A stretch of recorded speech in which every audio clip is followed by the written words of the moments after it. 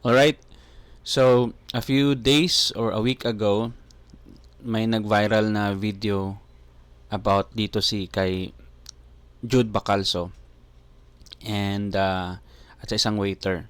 So the issue is about misgendering. So na misgender daw ni waiter si Jude Bacalso kaya pinatayo ito for 2 hours. Nagsorry naman si Jude Bacalso days later and sabi niya doon hindi daw niya pinatayo. Kusa daw na tumayo lang daw doon yung waiter and tinuruan daw niya, in-educate daw niya about gender pronouns and all. So, yeah, everyone is really angry. Ginagawa ng meme si Jude Bacalso. Sa iba din no na gumagawa ng mga memes and pinagtatawanan si Jude Bacalso. I know you are angry. I feel the same way too. If nandun ako, baka iba yung reaction ko and hindi lang ganito na gumagawa lang ng commentary. Alam ko nagalit kayo but ilugar ninyo yung galit ninyo.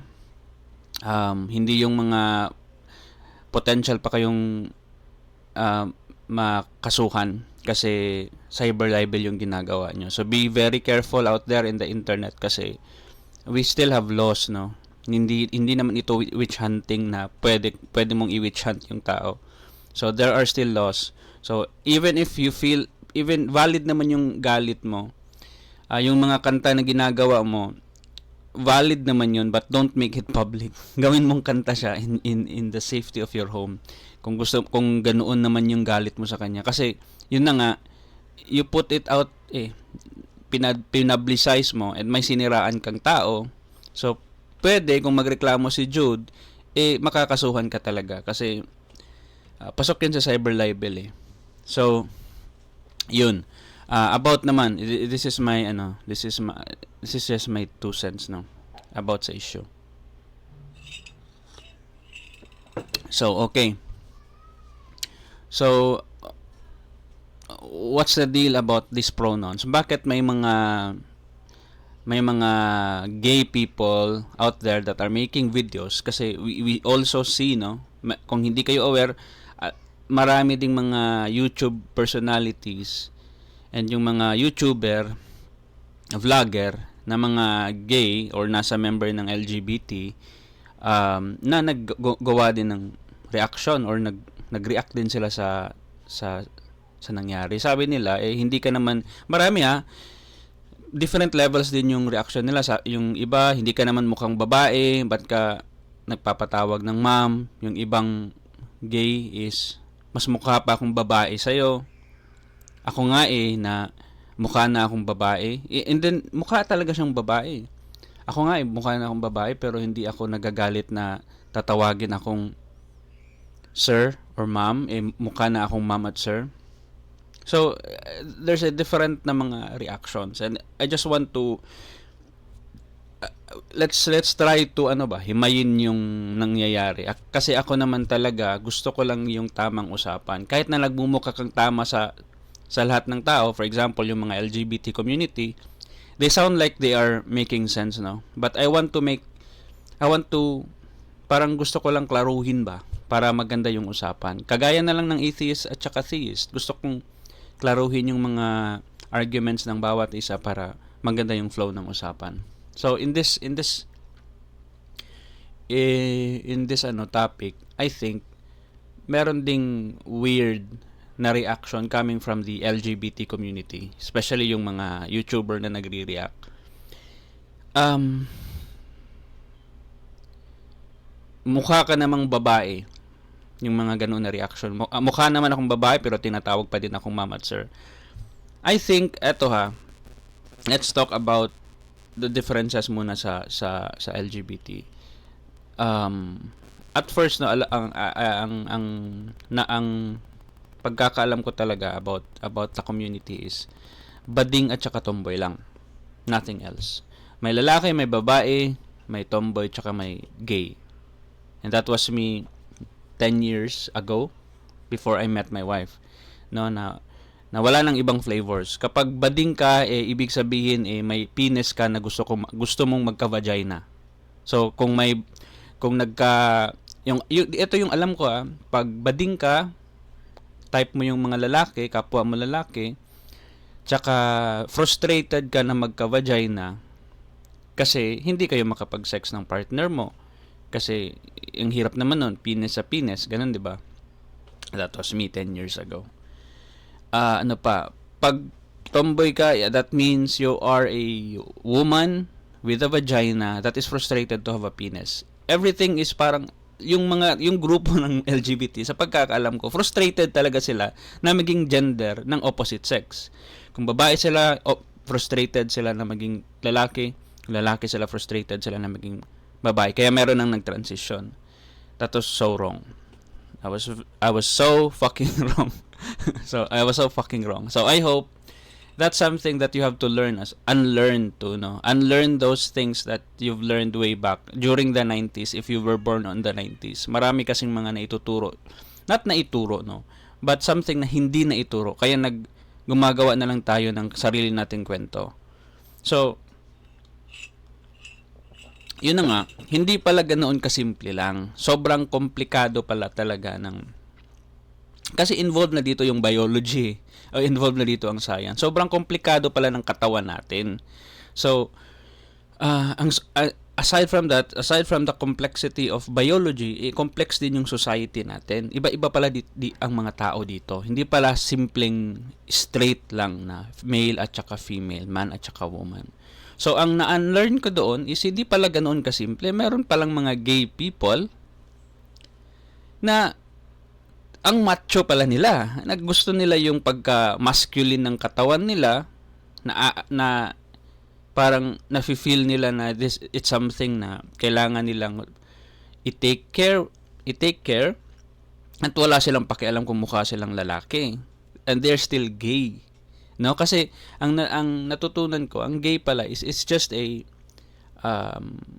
tawag doon, may specific pero sexual orientation. Wait, ano nga ulit yung gay? Baka magkamali ako . So ang gay is hindi ito basis na ito yung gender ko. Man ako or woman ako. Hindi siya ganoon ang basis. Pwede kang maging gay na male or man and comfortable ka sa pagka-man mo. Hindi ka frustrated na magka-vagina. So that was my wrong understanding back then. Akala ko gay people are just frustrated to become a woman. No. There are gay people if you label them as gay, you are by definition, sexually or romantically attracted lang sila sa opposite sex. Okay? Sexually or romantically attracted sila sa not sa opposite, sa own sex. Sorry, mali ako. Kasi kung opposite sex, male, attracted sa opposite female, straight ka nun. So, kung gay ka, ang sexual niya na sexually attracted siya sa own sex. So, if he is a male, that person is sexually attracted or romantically attracted. Di naman lahat sexual, no? Romantically.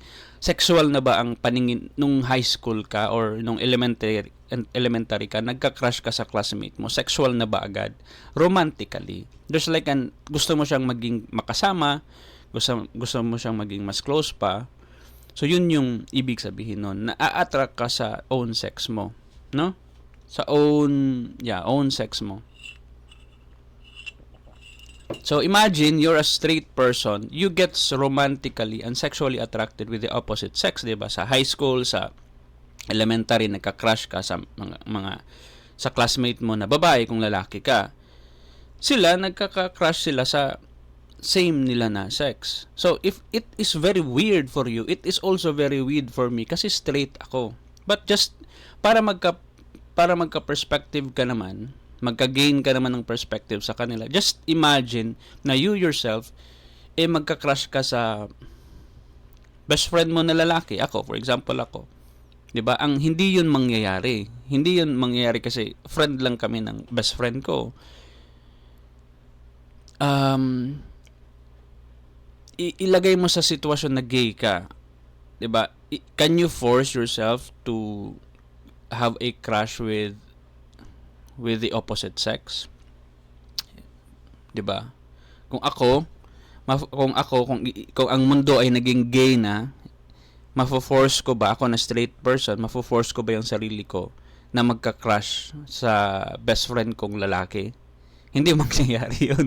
Hindi pwede yun. 'Di ba? So, that's what I meant no, na ang mundo nila ay hindi same ng mundo ng mga straight people.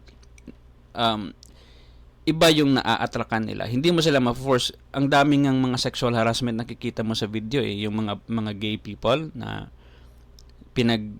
they are making fun of ng mga babae ng pinapakiss forcefully, pinapahawak ng dede, pinapahawak ng legs. As if naman na-attract yung bading. Hindi eh.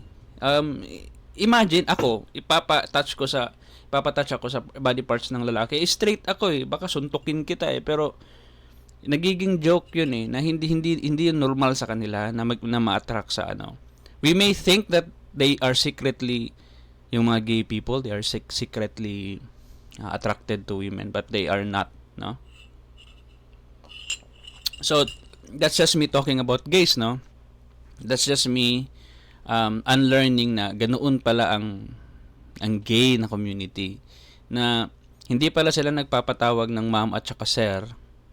They are just attracted. Wala silang pakialam kung anong tawagin mo sa kanila. Kaya yung mga naririnig mo na mga videos by gay people, gay na mga vloggers na ayaw nilang magpapatawag ng sir. It's number one, it's because ganoon ang ugali nila, wala silang pakialam.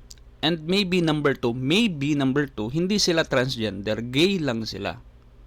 No? Baka gay lang sila kasi at hindi nila naiintindihan ano yung pinagdadaanan naman ng mga transgender people. So, gay.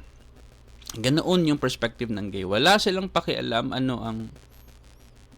ma-misgender mo man sila or hindi. Wala silang, siguro maiinsulto pa sila pag tawagin mo silang ma'am kasi they feel like they are male. But they're just attracted to the same sex. Kaya nga may mga activism about same-sex marriage, 'di ba? Gusto nila ng same sex. No? So yun, walang pakialam sila sa gender nila. No, not necessarily. May pakialam naman tayo kahit na straight, may pakialam tayo sa gender natin. Ako na straight male, pag tawagin akong female or ma'am, di ba parang may insulto lalo na ngayon na mataas yung buhok ko, di ba? Hindi man ako mukhang ma'am. Pero baka mapagkamalan akong tomboy, parang ang sakit naman nun sa di ba? Sa damdamin. Pero hindi ko naman sila patatayuin ng 2 hours. So, okay. So that's gay people. That's me unlearning, no? Now,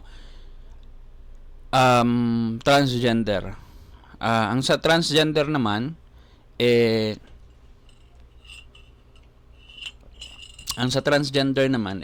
yun, iba sila. It's not a matter of being sexually or romantically attracted to the opposite sex. Hindi yun yung number one. Siguro ang unang nafe-feel ng mga gay people, why am I attracted to the same sex? Why am I attracted to my boy best friend? Why am I attracted to my girl best friend? Ganoon yung nangyayari sa isang gay person. But sa transgender, walang pakialam, pwede silang ma-attract ng opposite sex. Pwede silang ma-attract sa babae kung lalaki sila. Pwede silang ma-attract sa kapwa nila lalaki kung lalaki sila. Hindi 'yun ang basehan ng pagka-transgender mo. Ang basehan ng pagka-transgender is napanganak ka na, kaya nga may term napanganak ka na male or nakapanganak ka na female, but you are not, hindi in line yung gender mo. Yung feeling mo inside. Kasi it's not just feeling. Meron naman talagang, pwede mo naman silang ipa-check up at talagang may ibang level of chemicals sa loob ng katawan nila na abnormally high ang female na mga chemicals kesa sa male na chemicals. Sorry, hindi ako doktor, pero yun yung tawag doon. Yun yung sa transgender naman. Sa transgender, they're born male, but parang nadidisorient sila kasi hindi naman feeling ko male. Why? May mga instances nga ng mga bata na lalaki na pag nakikita nila yung sexual organ nila and nakikita nila yung sexual organ ng iba, nada-dumbfounded sila na bakit penis to? For the longest time, I thought I was a female. Kaya nga nakikipaglaro ako sa mga kaibigan kong babae kasi doon ako nabibilong. Kaya nagpapahaba ako ng buhok. Ayokong ikat ni mama yung buhok ko kasi maganda yung mataas na buhok. So, it's very complicated, no, kasi sa transgender ganoon yung nai-experience nila na they really feel like they're female. May term doon gender dysphoria, no, gender dysphoria. So, two things you can do, no? Kung conservative yung parents, pwedeng i-force siya na gawing isang totoong lalaki, gawing i-match yung pagka-male niya sa pagka-man niya, 'di ba? So, dalawa, either i-go through siya ng mga gender therapy, which is proven to be proven na hindi talaga nakaka-damage siya sa family at saka sa person, or i-support siya sa parents na i-go through ang transition. So, a lot of us don't understand this, especially here in the Philippines. It is like a topic na parang grabe na to. Kahapon nag-topic pa kami ng abortion. I was already agreeing na sa topic na to, pero wow, this is something else. Bata, pinatransition mo to become a woman. Lalaki, pinatransition mo to become a woman. So, I know this is going to be hard for you, but this has been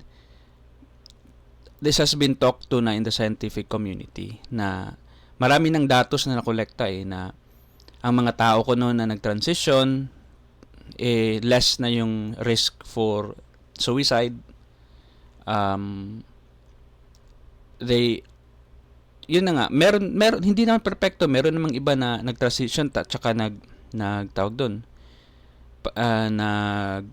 nag-regret later, so hindi na sila pwedeng bumalik kasi mahirap na, mukha na silang babae pero lalaki pala talaga sila. So it is not perfect, and it involves a lot of risk, no? So we have to understand ba na hindi na if you're an atheist, you would understand better, no, na it is just a biology thing. It is not something na ikaw isang atheist, hindi naman tayo ginawa dito na may static lang na lalaki tsaka babae, na ganoon lang kasimple ang mundo, may mga lalaki tsaka babae. You would understand better na it is a biology and it is a spectrum, no, na hindi ito lalaki tsaka babae lang, penis at tsaka vagina lang ang determining factor ng isang babae at tsaka lalaki. Lot of things are happening as well within our own bodies. No, meron ngang napanganak na dalawa ang sexual organs and they are both functioning. And how are you going to label that? No? Merong iba na walang sexual organ na kailangang butasan para makaihi, 'di ba? So it is a spectrum. We have to accept na it is a spectrum, na ganito ang resulta ng isang mundo na ang product is product of nature. We are all product of nature.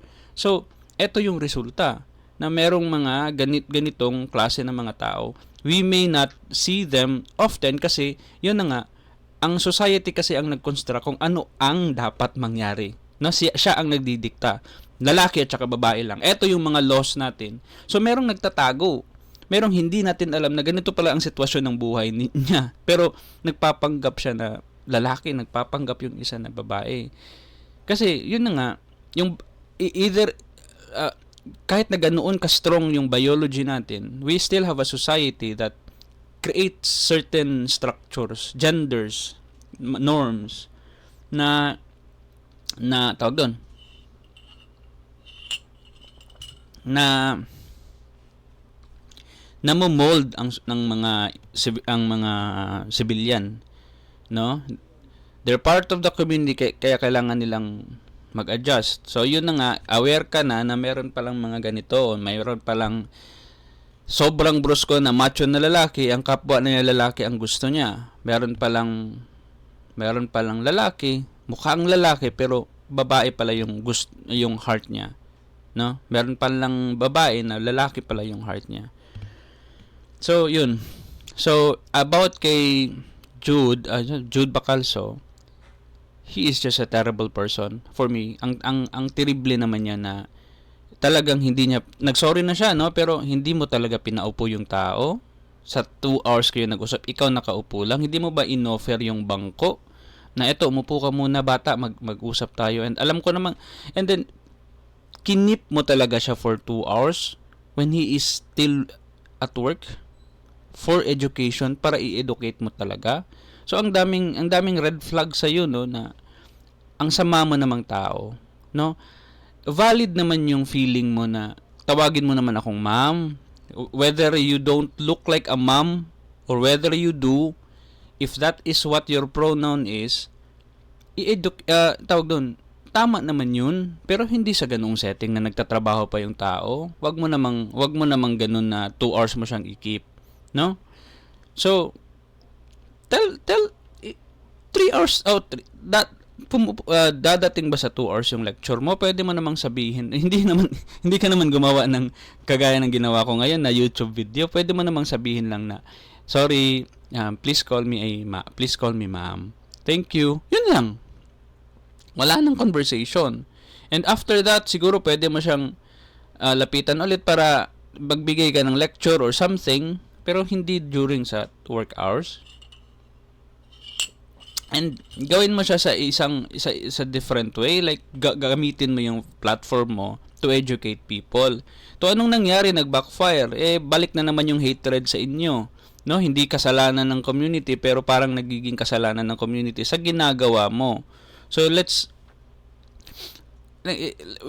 trying hard, no? We're trying hard to be allies, to fight along with you with all of this. So let's be careful. Let's try to use our voice properly. Kasi masasayang yung mga efforts natin, kami na mga allies and kayo sa member mismo ng community, kung we still parang ini-steer pa din natin yung community natin to have to be homophobic, no? To be homophobic again, to be transphobic again. Yun na nga. So sa mga tao na nagre-react na that are gumagawa ng mga sir, yes sir. So ako gumawa ako ng ganun eh. It's just me reacting. Isang post lang naman sa Facebook profile ko na naka-private. Sir, yes sir. Yung meme na parang lasing na lalaki na nagsi-sir, yes sir. It is just me of expressing ba ng galit na yeah, you deserve to be called a sir kasi ang stupid mo. But I realize as well na hindi for me hindi yun homophobia, hindi yun transphobia. It was just me being an asshole kasi galit ako sa kanya. But I realize na maraming tao na sensitive din, yung mga allies na sensitive, yung mga members ng LGBT community that are not sensitive as well, not sensitive but they want to move this discussion forward. Tama na yung mga yes sir na mga usapan. Let's move forward. Ano yung issue? So kasi siguro para sa kanila, I'm not speaking for them, pero I'm just siguro para sa kanila ang tamang response is mang-educate. Ipaalam, i-acknowledge na tama yung frustration ng karamihan, but let's not be homophobic about it. Let's not be transphobic about it. Yes, Jude was an asshole. She doesn't deserve to be called a sir and a mom, a sir doon sa comment section niya. She deserves to be lectured, no? No, na panagutin siya sa mga ginawa niya and sa pagkakaren niya. But para for me to become a better ally, kailangan kong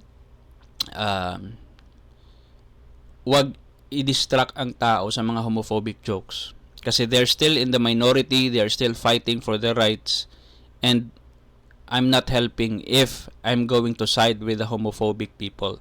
no, and the people that are just angry but are ignorant about the whole topic. So sa mga tao din na nagre-react, binibigyan na nga kayo ng rights, nirirespeto na nga namin kayo, pero ganito pa din. It's just Jude Bacalso, it's not the whole community.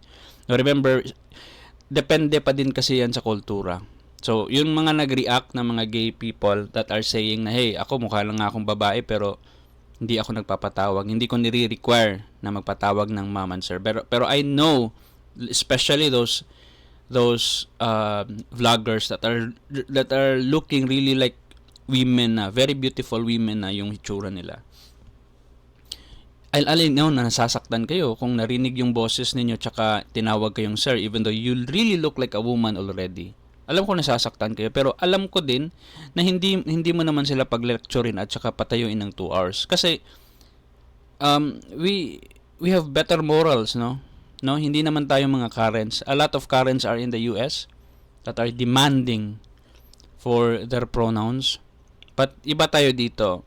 We understand that a lot of people around us are either ignorant or just malicious. Kaya tayo yung nag-a-adjust.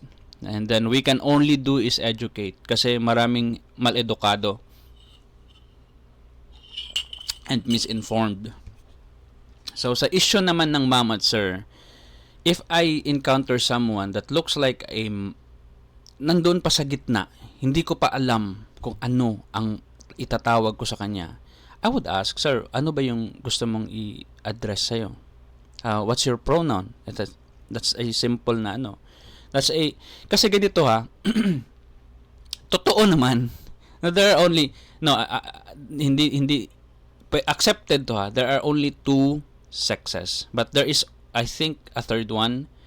I don't want to confuse you about it, but it is valid to argue that there are only 2 sexes. It is very valid. There's only male and there is only female. No, it is a valid argument. But when we're talking about genders, it is not. No, it is not that binary. Maraming spectrum ang genders.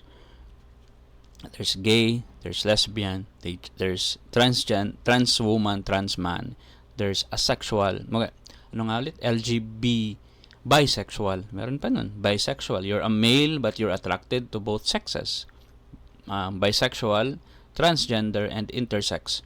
So, queer, di ba? Ang daming letters sa LGBT, ang daming letters. So, it is valid. If you are a trans woman, tsaka may testicular cancer ka, or something, you will be treated like a male. And they will not be angry with the doctor. Kasi alam naman din ng mga transgender na male sila, or female sila. The difference is, they treat me like a woman if I'm a trans woman. Treat me like a man if I'm a trans man. But it doesn't mean na treat them like males. Iba kasi ang male at saka female. Biology ang pinag-uusapan natin doon . Being a man and being a woman is a social construct. It is just a societal na norm na ganoon ang babae, ganoon ang essence ng isang babae, and ganoon ang essence ng isang lalaki. Meron kasi nagre-react, may itlog ka naman, or wala ka namang ovary. Paano ka nagiging babae? Ovary lang ba ang pagkababae? Ang magkaanak lang ba ang pagkababae? Ang magka-menstrual period lang ba ang pagkababae? Marami namang babae na hindi nanganganak, may issue sa ovary, at saka hindi sila wala silang menstrual cycle. Hindi na ba sila babae kung ganoon? Ang essence kasi ng pagkababae at ang essence ng pagkalalaki, hindi determining factor ang itlog at saka vagina. It is just a societal thing, no? Gumawa kasi tayo ng civilization. Gumawa tayo ng isang contract, societal contract na, I will behave this way, I will do certain things, magbayad ng tax, magtrabaho, mag-aral, ano pa yung mga kailangan kong gawin para membro ako sa society, no? That is our social contract. Kailangan kong mag-behave as a man to provide for my family, to work, to earn money, and to climb up the ladder of success para member ako sa society. Diba? Wala namang ganoon sa wild. Kung nakatira ka sa jungle, hindi naman ganoon yung social contract mo. So, dito, sa Pilipinas, na merong laws, merong mga kailangan gawin at hindi kailangan gawin, kasali doon ang pagka being a man and being a woman.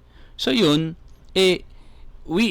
ang society natin, nakaintindi na, hey, they are people too, the LGBT community are people too, they have to have equal rights. No? Na kailangan pa din, yung way years ago we invented marriage, and sa utak natin lalaki tsaka babae lang. Years later hindi pala, meron palang same sex na gustong mag-partners.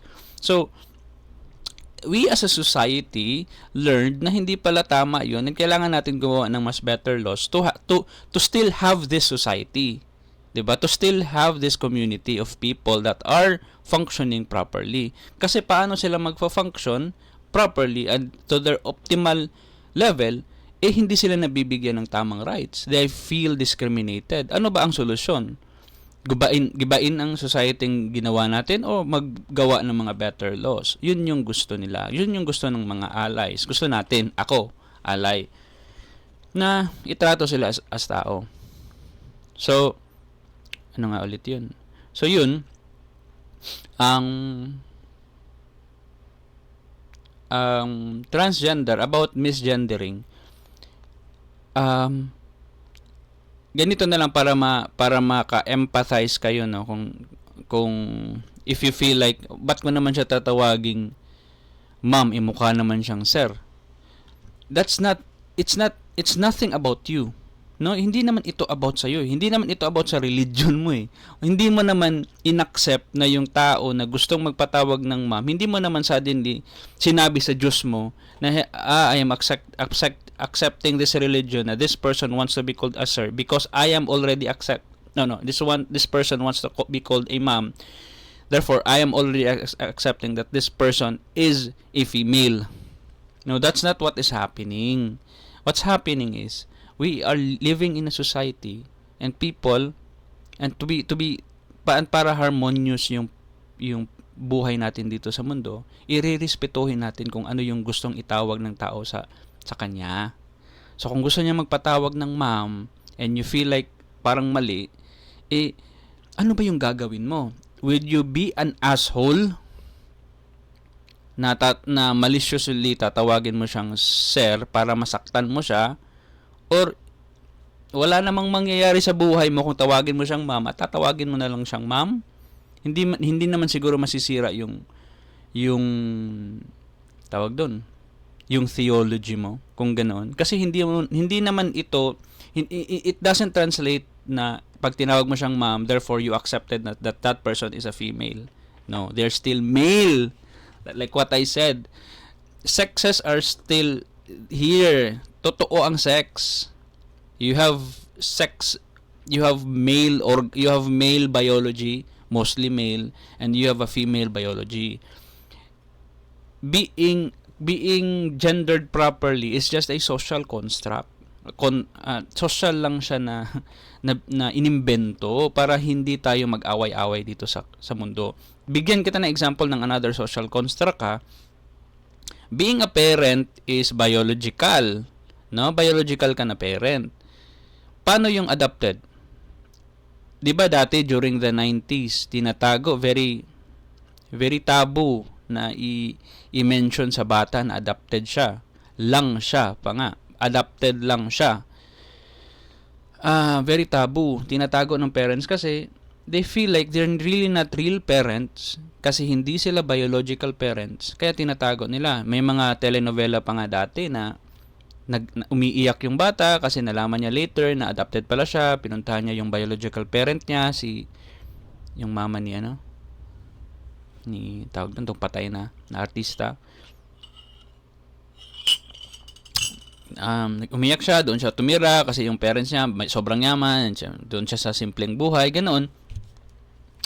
And then parang may lamat na ang relationship niya sa mama niya. Yun yung mga telenovela dati na parang hindi valid na parents ang adoptive parents. So,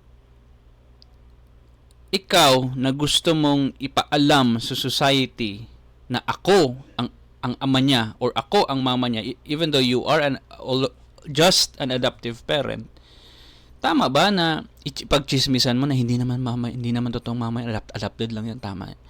Are you making a society that's peaceful and harmonious or not? You are not. Kasi ang ipinaglalaban mo is yung definition mo of a parent. A parent needs to be a biological parent. And then you are not wrong. You are right. Tama ka naman na parent naman talaga is ang biological parent. No? Hindi ka naman totoong mama at papa kung hindi mo siya iniluwal galing sa vagina mo. Hindi mo kinunceive through sex or intercourse. Hindi naman yun ginawa nyo. Nag-adapt lang naman kayo sa CSWD, DSWD. Hindi naman kayo valid.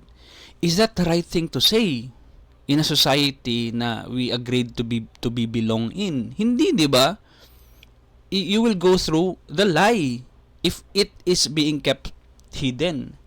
But if it is not, hindi naman kayo maglalay. Tsaka comfortable naman ang society na yeah, you're a valid mom, you're a valid dad, and this is your son or this is your daughter. You are a family. 'Di ba? Yun 'di ba ang gagawin natin? But imagine if ang society is ibuli yung bata na adopted ka naman, hindi mo naman totoo yan na nanay at tatay. Anong mangyayari sa mundo natin kung ganoon? Ang dami pa namang bata na nandoon sa CSWD that needs parental care. Diba? Anong mangyayari sa mundo natin kung ganoon? So, we don't do that. We don't say that to a kid na you're just adopted.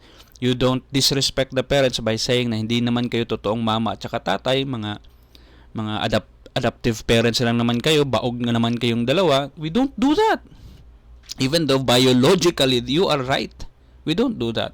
Why we don't do that is because, again, we are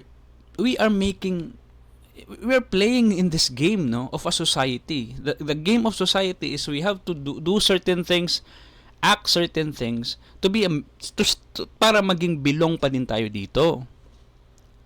'Di ba? Marami namang compromises na nirerespeto natin ang kapwa natin because of the things that we need to do inside a society. May taong hindi kumakain ng baboy. Alam natin na wala namang masama kung kumain ng baboy. Fino-force ba natin sila? Pinaglalaroan ba natin sila? Hinahaluan ba natin ng baboy yung adobo natin? Tinatago ba natin ito sa mga kapatid nating Muslim? Hindi, di ba?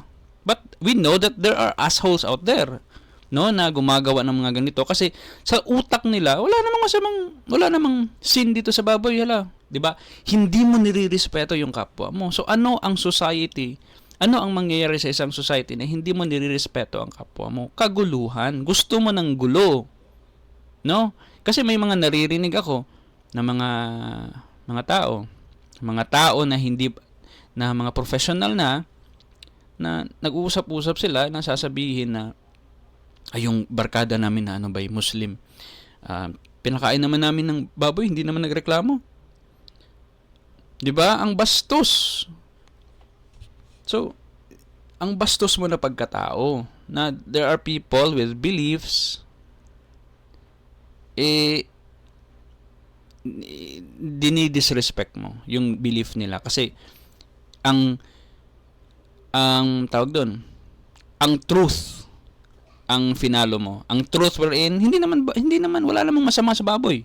Truth naman yun sa atin, sa lahat, even sa Muslim. Pero meron silang belief na wag nilang kainin yun. 'Di ba? So ganoon din sa transgender. It's an imagined thing. I feel like a woman, I feel like a man. It's not something biological. No? Just treat them like they are. Hindi naman natin sila na kakahalubilo 24 hours, 'di ba? Paminsan-minsan lang naman tayo nagkaka-interact diyan sa public. Kagaya na lang din ng Kagaya na lang din ng feeling ng tayo, inimbita tayo sa isang party or birthdays, tas yung venue is sa hotel or sa restaurant, nakaporma ka. Pero pagdating mo doon, nautusan ka na parang waiter or parang server. Nothing wrong with being a waiter. You're not a waiter. Yun ang feeling lang. Ang feeling lang na, grabe, pumorma na ako doon pero natawag pa din akong waiter. Siguro sa buong buhay ko, mga 3 times siguro akong naganoon. Sa mall na parang isa ako sa crew, sa restaurant na isa ako sa mga waiter kasi na-timing yung kulay ng damit ko, same ng mga kulay ng mga nagsaserve. Nag-t-shirt lang and all. And then, yun, hindi maganda ang feeling. No? Parang, wait. Parang napapatanong ka sa sarili mo ba na, ano ba? Ano bang kulang dito? Ano bang kulang sa forma ko? Kailangan ko na bang mag-step up sa forma ko? Or, ano ba? Walang masama, no? Walang masama sa pagka-empleyado, pero iba ang feeling ba? That's what I meant, na ang weird ng feeling. Hindi ka naman magagalit. Wala namang galit, pero ang weird lang na feeling. Parang bumababa, parang nawawala yung pride mo, parang ganun. Nahahumble ka. Ganun yung nafe-feel, pero it doesn't feel good. No, it doesn't feel good. So, how much more? Ako 3 times ko nga lang na ano, pero parang tawag doon, parang hindi siya nawawala sa memory ko. Nare-remember ko sila, yung mga instances na ganoon. Ang konti lang ng instances at 30 years ko of existence, ganoon lang yung mga interaction ko. Imagine if you're a trans and it's on a daily basis and you think you're frustrated to educate people and at ganoon pa din yung mga nangyayari. I think it's really hard, no? It's hard for them to go through this life na ganoon yung struggles nila. Sa atin, very smooth eh. Wala namang issue. Pumunta tayo sa CR, pipili pa ba tayo kung anong CR tayo papasok? Hindi. Automatic. Lalaki ako, papasok ako sa lalaki na CR at walang magagalit. Sa kanila, that's a struggle. Where will I go? Babae na, mukha na akong babae pero pumupunta pa rin ako sa male bathroom. Pwede akong mag-risk na mag-pretend na pwede gumalaw and yung pwede kong i-risk ito lahat and pwede akong ma-cancel tomorrow kasi magagalit yung mga babae na pumunta ako sa CR ng mga babae na transgender naman ako. So, it's a struggle for them. Every day is a struggle. All of us are struggling. Ako, lalaki ako, nagsa-struggle ako sa pambuhay, sa araw-araw na struggle dito sa mundo. And I bet they are struggling more. Kasi they have extra layers of problems sa life nila na kailangan nilang i-deal with. We don't deal with pronouns. Ako, I don't deal with it. I don't get called ma'am. I don't get called, ma'am. Hindi ako kino-call out sa CR. Hindi na problema sa atin yun. Sa kanila po, problemahin pa nila yun. At on top of the common problems of common people. So, sa issue doon, sa dito, ang gusto ko lang sabihin is, if they want to be called certain ways, call them. Wala namang mawawala sa'yo. Hindi mo naman ina-accept na babae ka talaga or lalaki ka talaga. No. It's just a contract for you to be able to properly address a person. And that's it. That's fucking it. Walang nabasag dito na science, wala ka namang violate sa science at saka sa law. It's just a social thing. Construct lang to. Gusto niyang itrato siya na parang babae, tratuhin mo siya na parang babae. Gusto niya siyang itrato na parang lalaki, tratuhin mo siya na parang lalaki. Refer to them as their pronouns. Kasi wala namang science na, hindi mo naman in-unlearn lahat ng science na nalaman mo na eto yung female, eto yung male. No, it's just a social construct thing. We are, again, if nandoon tayo sa labas tayo ng society, doon tayo sa jungle, walang law, walang all, fuck you, we're gonna eat each other. We're gonna kill each other. Kasi ganoon naman ang nature ng humans and animals in general. Ganoon naman ang nature natin eh. And tapos na tayo doon. Tapos na tayo manirahan sa isang cave and paglabas natin sa cave, kinain yung anak natin. Tapos na tayo sa life ng hunting and gathering na wala tayong kung wala tayong ma-hunt tomorrow, magugutom tayo for the next few days at mamamatay tayo. Tapos na tayo dun. We've decided to build a civilization. We've decided to keep our hunts, keep our farm. We've put fences around our houses. We've stored our food in a warehouse. We've decided to put soldiers around our territory because we decided to become civilized. Yun yung definition. We decided to become civilized and kailangan may mga gawin tayo sa loob ng civilization na to, or else magigiba tayo. Masisira tayo. Remember, just a few years ago, legal ang mag-own ng slaves. It's legal to own slaves. It's just a few years ago, 1800s.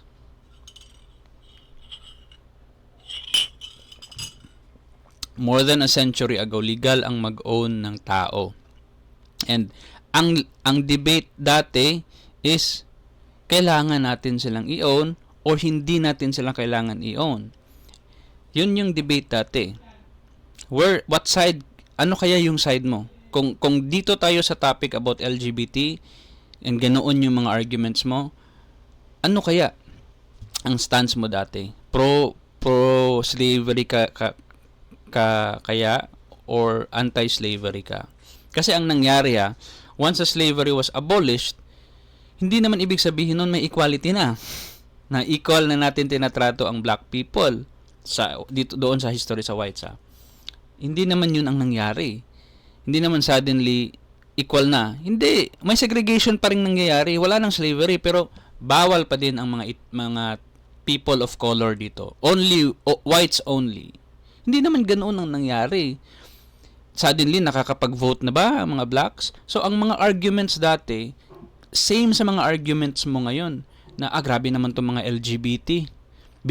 Nirirespeto na nga namin sila. Nagdi-demand pa sila ng same-sex marriage. Ganoon din ang tono mo dati kung anti-slavery ka and naging legal na na-abolish na ang slavery. Ganito ang comment mo din. Grabe naman itong mga negrong ito. Nawala na nga ang slavery, nagre-request pa sila ng i-abolish ang segregation of color. Grabe naman sila. Ang peaceful na nga namin dito sa restaurant, makikihalo pa sila. Mga itim sila. So, ganoon din yung mga comments mo. Ikaw na babae na nagagalit sa mga transgender na pumapasok sa CR, ganoon din yung comment mo. Grabe naman itong mga LGBT. Grabe naman itong mga trans na to.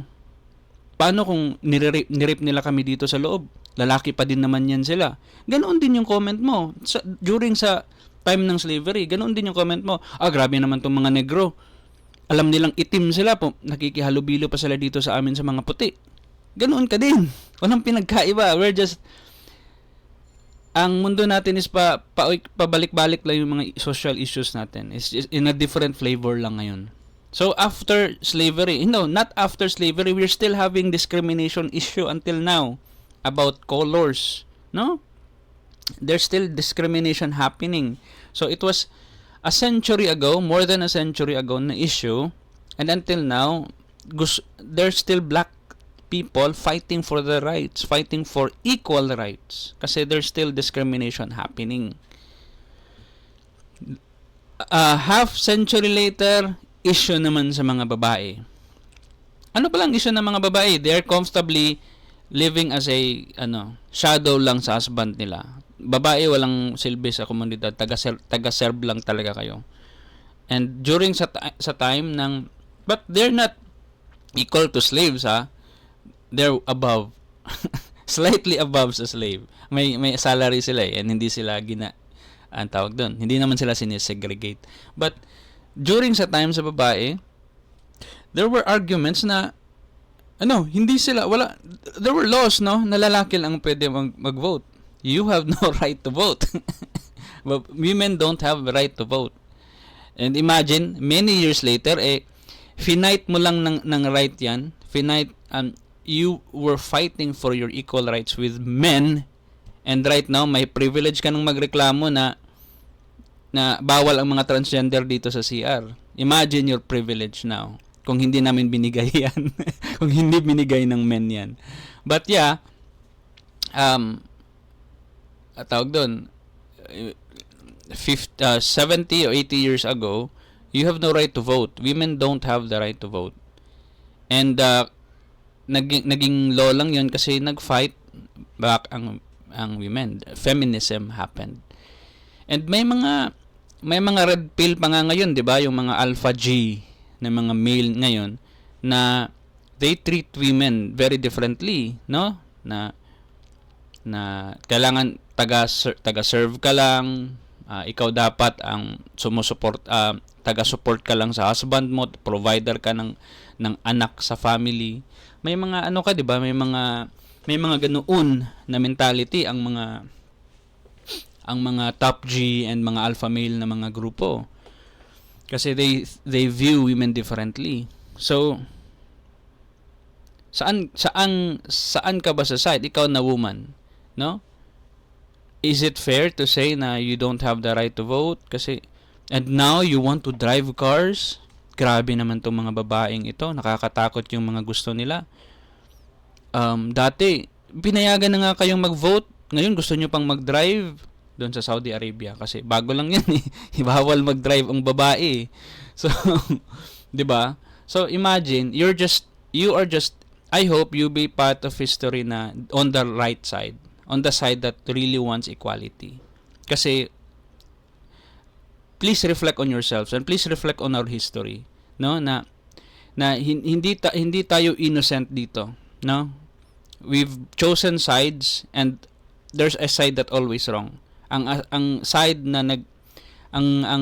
na pumipili sa segregation, sa racism, ang side na pumipili sa inequality.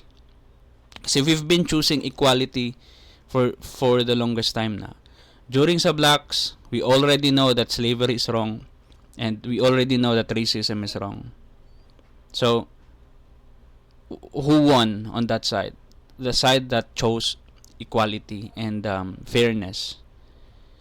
During sa feminism na gusto nilang magka-vote, who won during that time? Ang mga lalaki ba na ayaw ang babae na mag-vote o yung mga tao ang mga tao in general na gusto na ng more equal na society? Those people won, no, ng more equality. During sa 70s na finite ng anti